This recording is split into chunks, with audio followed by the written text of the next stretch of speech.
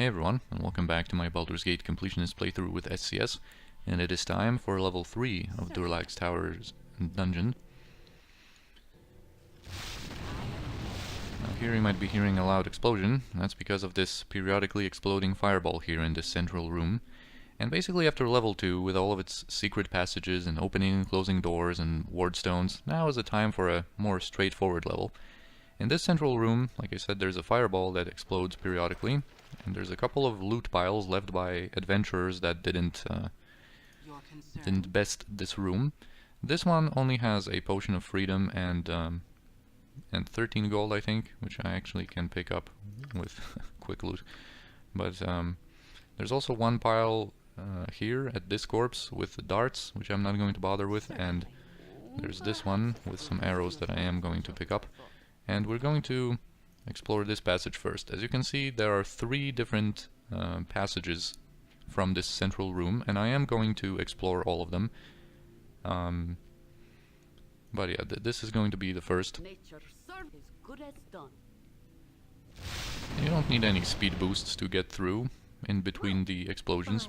You just need to position yourself not too close to the door, because the fireball can reach you when you're a little bit too close to these stairs and stuff, but you don't need that extra little bit of distance. You can just position yourself safely here, and in between explosions always get like one person in, so as to avoid traffic jams, so they don't like block each other's paths.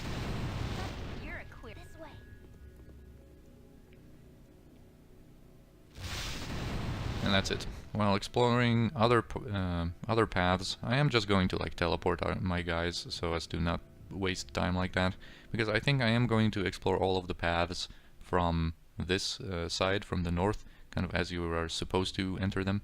Yes. Alright, anyway. Indeed.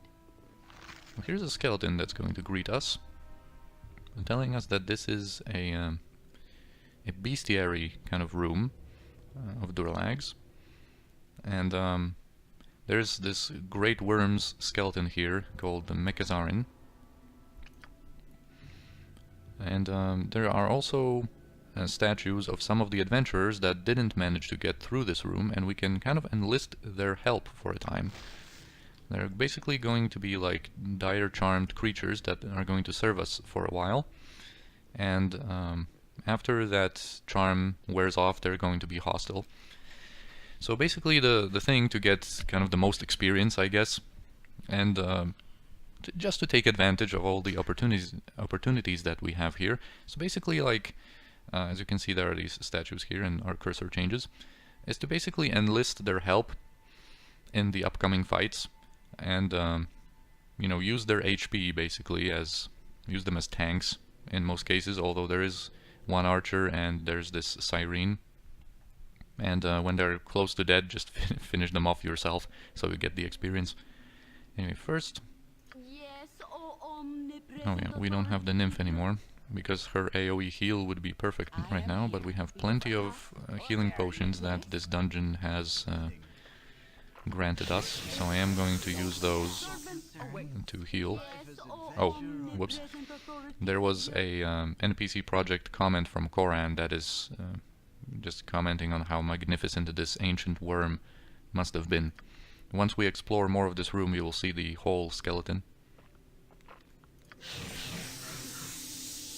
And here, basically, we're going to have to face off against greater wyverns, and they are pretty tough. They have 35 magic resistance, so not all spells are going to work. They can get pretty lucky. And the thing about them is that they also have 80, I think, missile resistance. They're very resistant to missile, so you kind of want to engage them in melee, but in melee they are very, very dangerous. They have good Thaco, and they have 25 strength, so they can dish out some damage as well. So that is a little bit unfortunate, but I think that's why we're going to kind of enlist the help of the other guys to tank for us for a bit. Certainly. Okay, we can take this guy, Bull Rush. He's a hobgoblin. He's going to fire some arrows of biting that are not going to do too much. And first let's get Hack, I guess, the ogre. Yeah, he wants to crush enemies, so let him tank. And we are going to use some missile weapons at first, but like I said, they are not going to do too much. Nature's servant awaits. Indeed. What?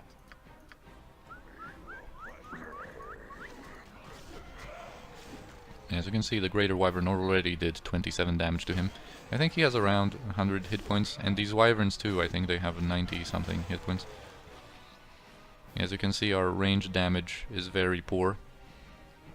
So yeah, pretty much... Okay, Sinashira still has the armor class buff, so yeah, we just have to get in there. Hack is badly injured. Let's move him out of the... Oh. Unfortunately, the Wyvern killed him. I wanted to get the experience, like I said, for him. Well, that was kind of unfortunate. Let's recruit another guy then. Tarnor. And this is a notable name, because Tarnor Hatchetman is a certain dwarf opponent that we're going to face in Baldur's Gate 2. And this guy is also a dwarf, using a melee axe this time, though, in Baldur's Gate 1. And also, speaking of Baldur's Gate 2, that also reminds me that that Baldur gemstone that we've had to give Avarice on level 1, that is also a special gem type in Baldur's Gate 2, used in the process of upgrading a certain item. It is done. I need a swig of some strong dwarven ale. There are even 2 of them in Baldur's Gate 2, and there are mods that actually make use of the second Baldur as well. I am certainly. Anyway, we can still use our archers just to add a little bit of damage, but you know, we're not going to expect too much out of those. Although the elemental arrows are actually useful, because the wyverns don't have any resistance to any of the elements. Okay, Tarnor is near death, so his time with us is through. Right, 2000 experience for him, and he has a full plate mail that we could carry and sell for some decent money, but you know, our money situation is so good that I'm not going to bother. Now let's recruit Mayala, who is a Cyrene. Think as you act, fool. And because she called me a fool just now, she is going to tank the next Greater Wyvern. It is done. Oh, I should also get this guy. Where are you? Oh, here. Murloc. Yes? He's just a human fighter. Yes, indeed. You be quiet. Yes? Certainly. For the group. Manure mouth. By your command. Think as you act, fool. She has some spells, like she has Minor Globe and she has some Dire Charms. She also is exceptionally tough. You wouldn't think... Oh, I wanted to kill her. I'm not doing a great job of like using these these charmed people. Okay, got 28 damage on him. Oh, and he actually stole my... Okay, didn't, because he's charmed, right. Okay, now we need to get rid of these guys. They are all pretty much... Well, Tarnor was neutral aligned, I think, but... pretty much all the others are evil. And Mayala, I think, is neutral as well. Mayala actually has a lot of arrows of biting. And he used his arrows of biting, I think.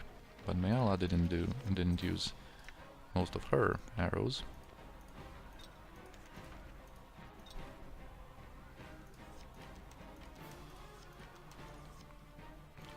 Is Imoen close? She is.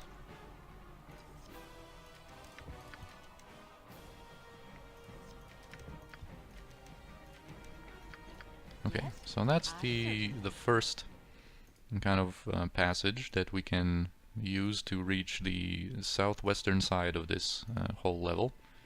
And now we can see on the map a nice little skeleton of this great worm. We've also activated all of the statue companions that we can have. And yeah, oh, Murloc also had like a longsword +1, and he didn't even manage to use his potion of freedom. But again, here is a passage to the southwestern halls that we're going to visit last. Now we're going to do a little bit of a special thing. We're going to teleport ourselves here. And we're going to give these boots of speed to Koran. And Koran is going to explore a little bit of this passage. Now he's going to go invisible. And he's going to detect traps and disarm them. Because here, these passages here, as you can see, there are very narrow, like, bridges between these platforms, and there's plenty of skeleton archers. And these skeleton archers are actually pretty dangerous, because they have at their disposal quite a few good arrows, not excluding arrows of dispelling, for example. So we're not going to send Senashira here, who, of course, relies on her magical protections. I think we're going to send Senashira to primarily draw the attention of these skeletons. We're going to make sure that Jaheira's armor class against missile weapons is top-notch, and yeah, she doesn't rely on any magical protections, so any dispelling these skeletons want to do is not going to affect Jaheira much at all. Right, so I think those were all of the traps. This is a pretty cool feature that while invisible you can not only detect but also disarm the traps, and it doesn't put you out of invisibility. And this is very, very useful here because some of these traps can be really dangerous. There are like stinking cloud traps to which undead are immune to that stinking cloud effect. But of course we aren't, and we can get disabled, unconscious from these stinking clouds, while these guys shoot us with all kinds of different magical arrows. Right. Let us now bring over some of our other guys. And you know, Jaheira is even going to get these boots. And her cloak is... I could use like an amulet of protection and use the cloak of displacement for some more missile armor class, but she also has this +5 bonus from the shield, the large shield that she's wielding, so she should be fine. Let's check her. Yeah, she already has like a -6 armor class and -13 to missile, so she should be fine. And go, go, go, Jaheira. Charge in.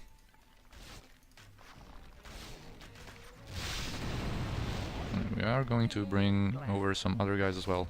Oh, Yeslik's strength buff ran out, so let's buff him up again with another potion, so he's not encumbered.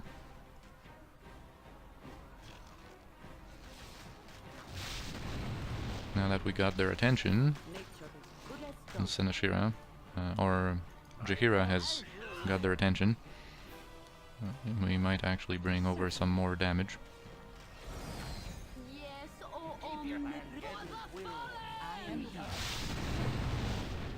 Okay, and Senashira's buffs actually ran out, so I am going to quickly pre-buff her with shield. She might get dispelled here, but you know, I think most of their attention is focused on Jaheira right now. They might switch targets, but most of them are now attacking to in melee. They have switched over to their like melee mode, so we should be fine here. Alright. Doing fine. Now Jaheira is going to... Oh, I should have given the boots of speed to Senashira or to someone here. Alright, Jaheira is going to take the attention of these guys. I'm going to approach them first.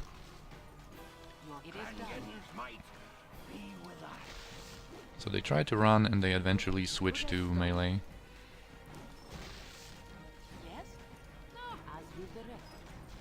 Alright, so this was pretty painless, but as you can see there's quite a few of them, and from the looting that we're going to do here, I'm going to see that they actually have a lot of different magical arrows at their disposal, and with a unlucky crit or two, they can dish out some really good burst damage. And even Jaheira, through all of that, lost like half of her health. Alright, so I'm just going to teleport the other guys in so we don't have to go through that trap slowly. Now let's get all of the gear back on. Yeah, 16 like acid arrows. This guy had ice arrows. This guy had arrows of dispelling. fire arrows from that guy. More fire arrows. Some arrows +2. Acid arrows. As you can see, they are well equipped. This passage is probably the most dangerous if you just kind of go in, because of all of these really dangerous skeleton archers and the traps. Like, your first time through here can be a bit of a horror. Alright, then we have the passage to these southern halls. If a tree falls in the forest, Let's heal up a little bit more. Make use of those potions. So yeah, so many arrows here. I'm not going to keep all of them, probably.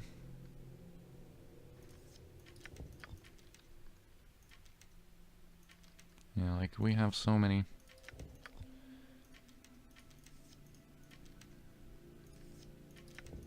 Although, throwing away like 64 acid arrows just doesn't feel right, man. It doesn't feel right at all.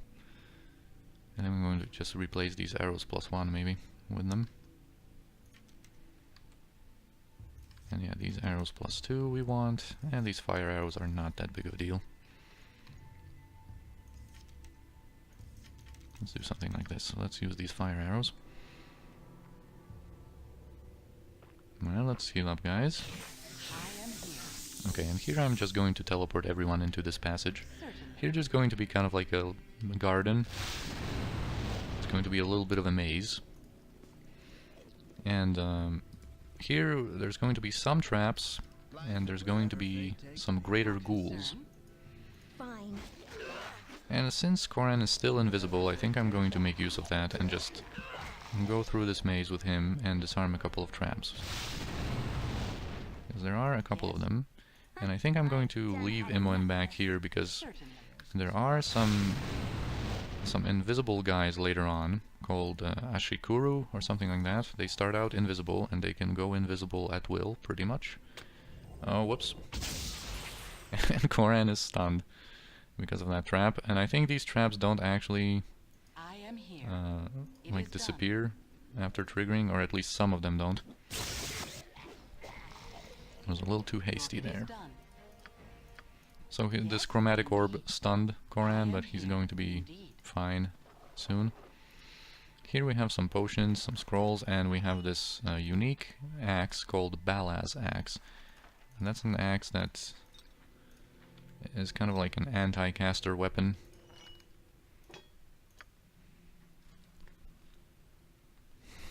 Once we identify it, you'll see. And I think it's also considered in non-magical. Or perhaps it is considered magical, but it doesn't give you, I think, any buffs to your... or bonuses to your Thaco and damage.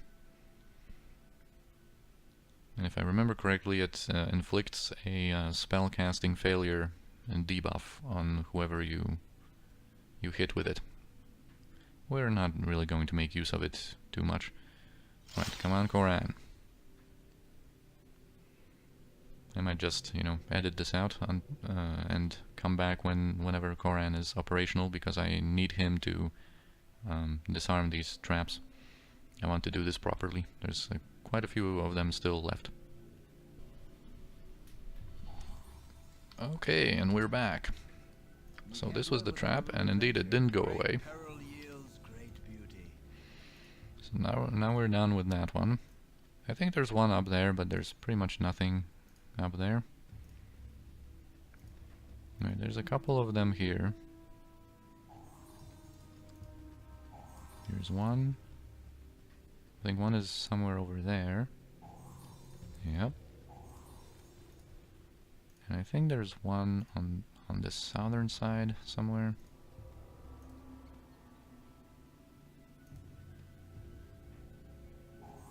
Yep.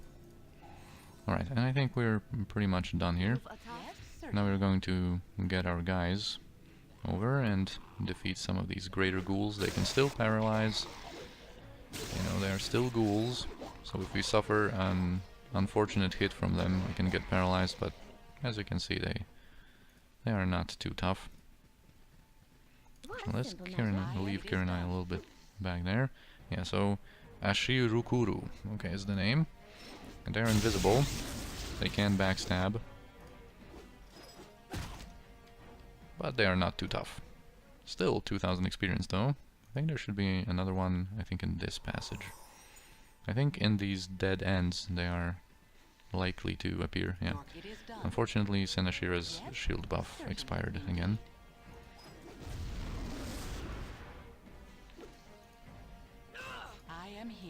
Right, 15 damage from that backstab. Not too deadly, but I want to keep Senashira out. Especially now since she doesn't have that shield buff. Alright. And that's pretty much all I'm going to do here. Okay, so now we can finally, after exploring all three of these passages, we can finally proceed to these southern halls. And here there are going to be 4 like guardian chambers, pretty much, that we have to defeat, all of them. They are going to be always related to an element. There's going to be a fire one, an air one, a cold one or an ice one, and a slime one. There's also a trap here. And we have to defeat all 4 like special creatures in each of these like mini planes, I guess, to be able to progress further. There's also some, you know what, whatever. Here from these masks you can get some information, like yeah, kill all 4 and the game begins. The other mask says, yeah, fire, ice, slime and wind, all must perish to continue. And queening can change a match. This refers to something that happens a little bit later. And here it says that the ooze only parts before blows and spells, but evaporates in the cleansing fire. That is a relevant piece of information. In the slime room, where in order to defeat a fissure slime you have to defeat it with a fire damage, otherwise it will split into 2. Right, so here is the fire domain, I guess, and here we are just going to use a little potion of fire resistance on Senashira, and I think I'm going to make use of this resist fire and cold from Jaheira, because this is going to be a very short fight, and this is a very short lasting buff. So Senashira should be okay here. Also, I am going to buff up her armor class a little bit, again with shield. Although, you know what, I think instead of shield, I am going to use a potion of invulnerability, because there is a tough fight awaiting us. So let's use a potion that's better and it's longer lasting. Alright, so we're going to approach here and try to defeat this archer first. Alright, so we've already seen these Phoenix Guards, of course, in that kind of a Easter egg encounter that we've had with Durlag and the bunch of Phoenix Guards. Sometimes they can respawn because you have to overkill them by enough damage. But yeah, that's fire.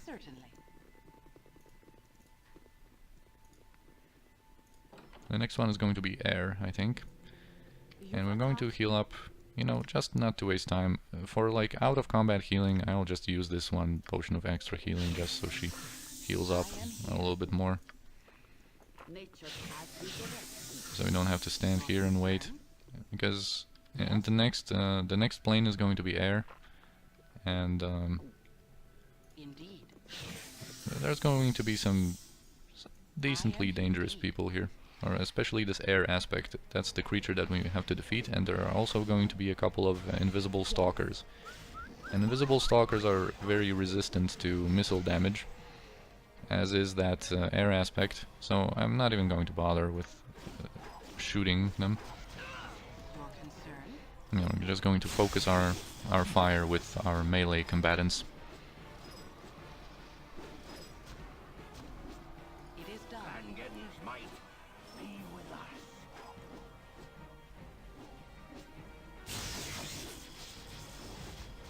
So I don't want to approach with Kirinai. I would have to like buff up her armor class since she's a Kensai, of course.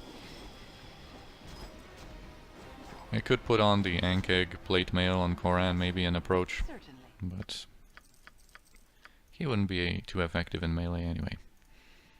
There's a pretty nice looking area. Anyway, we're done with the plane of air. It is done. Now it's going to be slime, I think. I am certainly your Yeah. concern. And this is pretty straightforward if you know, check out the masks and not to disregard their advice It is done. about the fire damage on this Fisher slime. It is You done. can damage it a little bit with Senashira, do some physical damage to it. I certainly. And now we're just basically going to use Imoen's Agonizar's Scorcher here.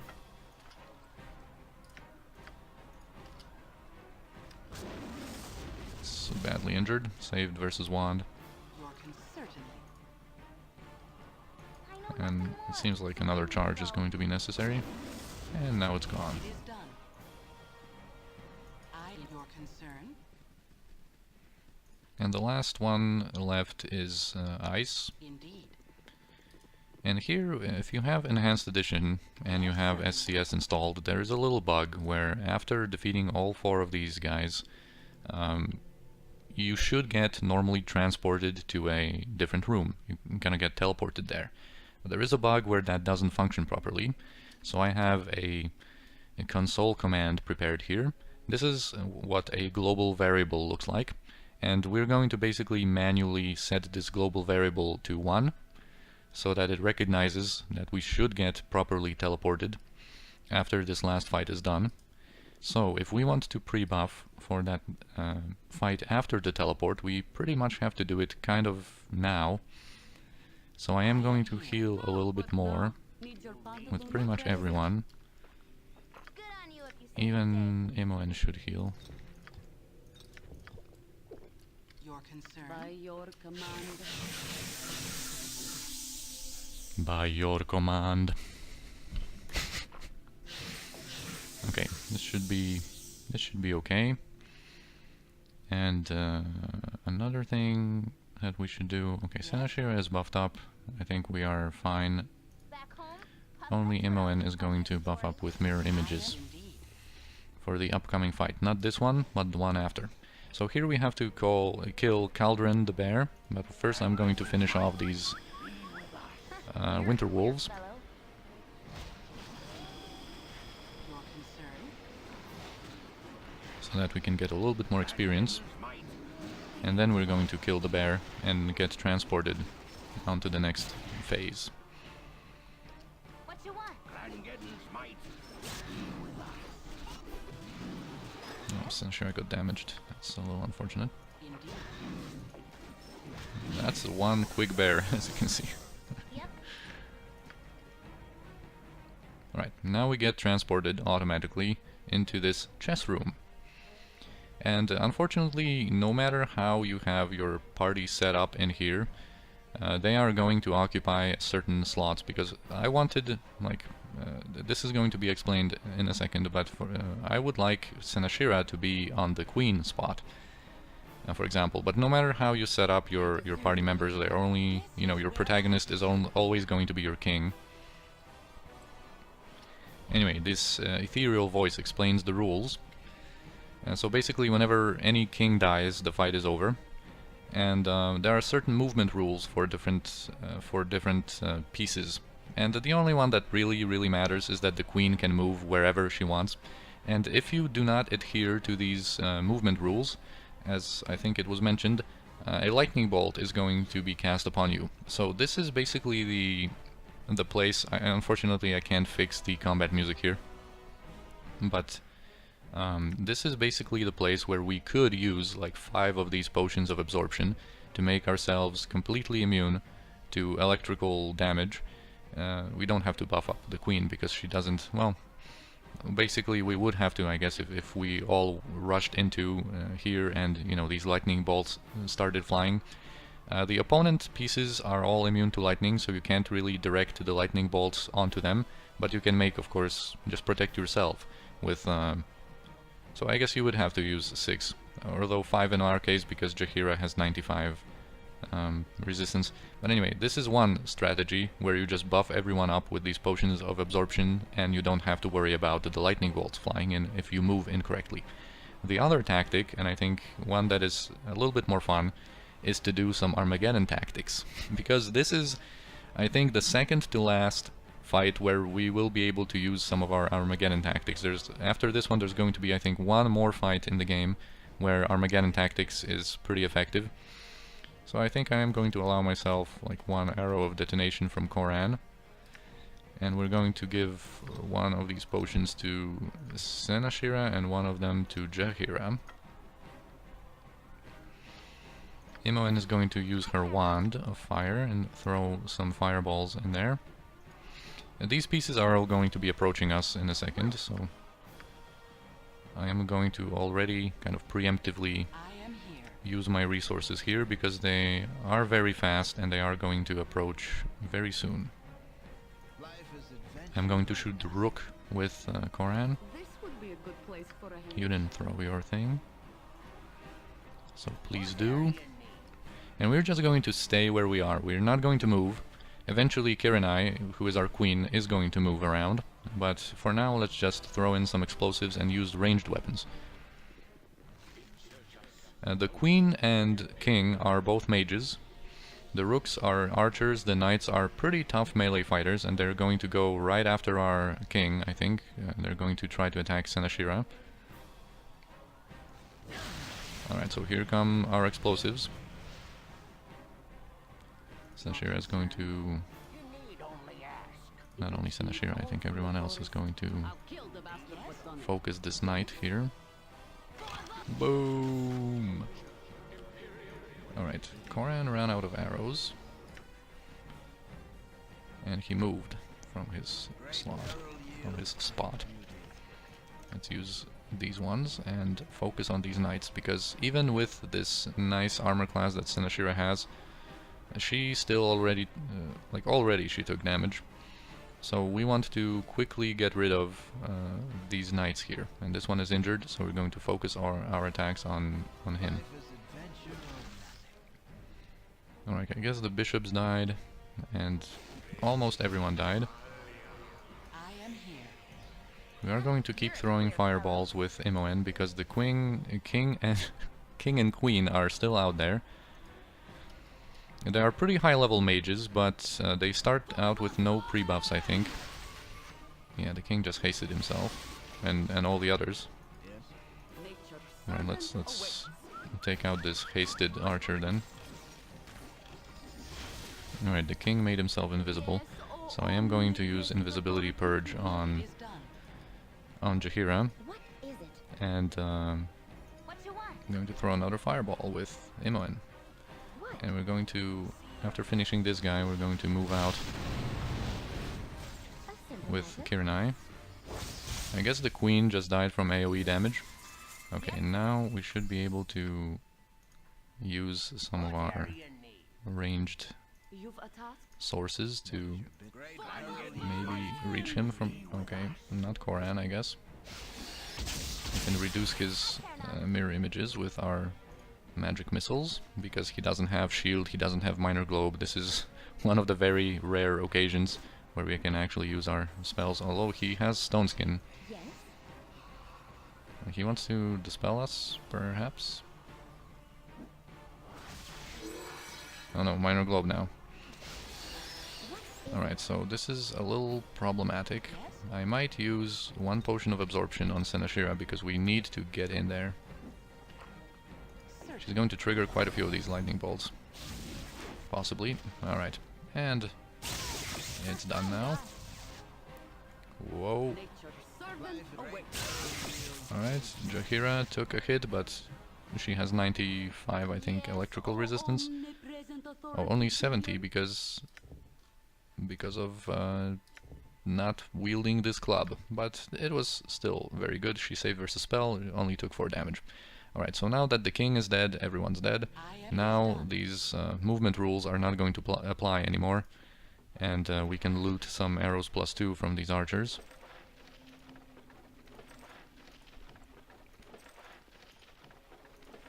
And that's pretty much it. I think the...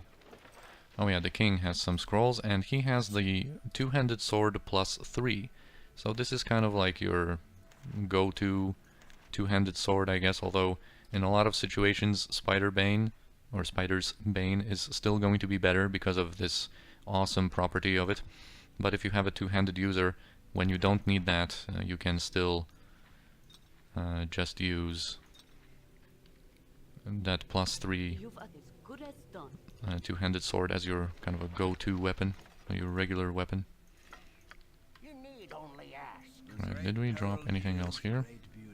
And yeah, these knights have medium shields +1, but that's pretty much it. Certainly. And this is the end of level 3 and the transition, I guess, between level 3 and 4. And this is also going to be the end of the episode. So we're going to proceed. I know Yeslik is encumbered. We're going to proceed to the next level. This is level 4. From the NPC project, Yeslik has a little comment here. Apparently he feels sorrow much like what he felt in his clan's home. That it's also kind of like an open grave. Yeah, I never thought to see a place that so reminds me of my home. Right, so we're going to pick up from here in the next episode. As always, I thank you for watching. I hope you enjoyed this one, and I'll see you next time.